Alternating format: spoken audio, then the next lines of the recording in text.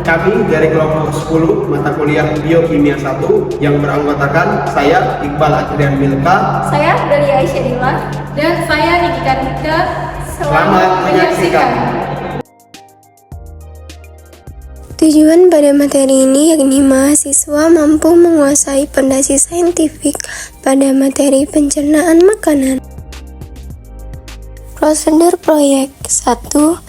Baca dan pahami materi tentang pencernaan makanan. 2. Cari mengapa makhluk hidup memerlukan makanan dan bagaimana proses pencernaan makanan. 3. Pahami mengenai reaksi enzimatis yang berlangsung pada proses pencernaan makanan. 4. Buat dan edit video semenarik mungkin. Makanan merupakan faktor utama yang menentukan kesehatan individu. Bahan pangan yang kurang bergizi dan waktu yang tidak teratur dapat menyebabkan kesehatan terganggu.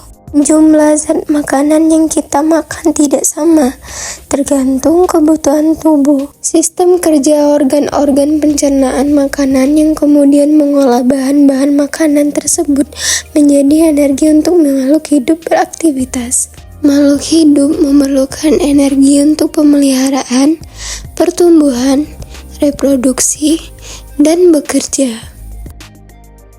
Untuk hampir semua makhluk hidup, energi adalah makanan yang diperoleh secara langsung atau secara tidak langsung dari tumbuhan.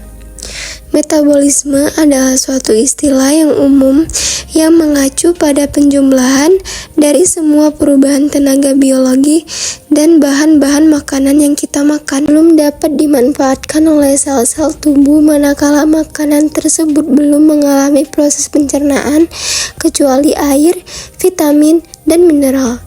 Beberapa bahan pangan yang diperlukan oleh tubuh adalah sebagai berikut: protein, lipid, karbohidrat, vitamin, dan mineral. Sistem pencernaan makanan adalah sistem organ dalam multisel yang menerima makanan, mencernanya menjadi energi, serta mengeluarkan sisa proses tersebut.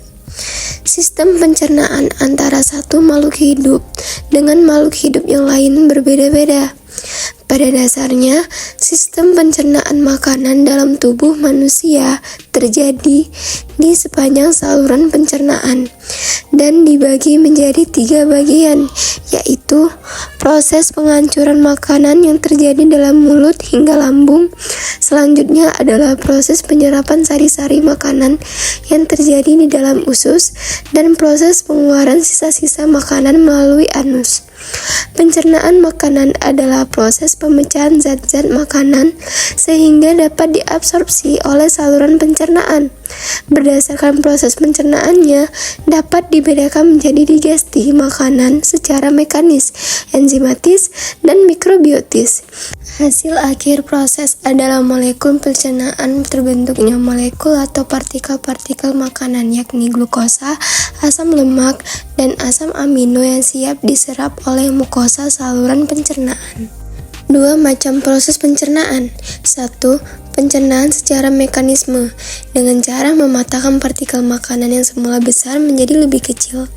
2. Pencernaan secara kimiawi dengan cara menggunakan bahan kimiawi yang ada di dalam tubuh. Proses pencernaan pertama kali terjadi di dalam rongga mulut. Di dalam rongga mulut, makanan dikunyah dan dihancurkan oleh gigi dibantu oleh lidah.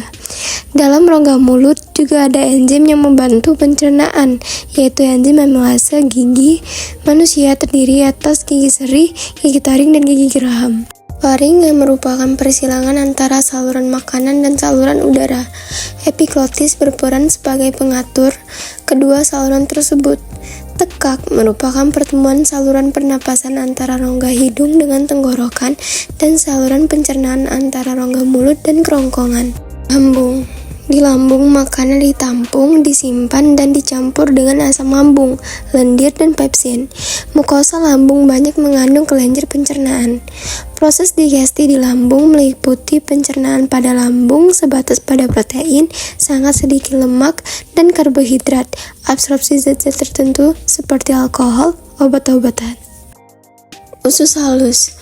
Usus halus memiliki panjang sekitar 6-8 meter.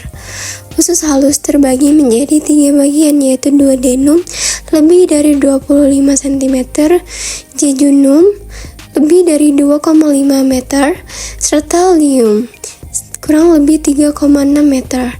Rektum adalah organ terakhir dari usus besar pada beberapa jenis mamalia yang berakhir di anus, berfungsi sebagai tempat penyimpanan sementara feses. Mengembang dinding rektum karena penumpukan material di dalam rektum memicu sistem saraf yang menimbulkan keinginan untuk melakukan defekasi. Sekian video dari kelompok kami. Terima kasih telah menyaksikan. Assalamualaikum warahmatullahi wabarakatuh.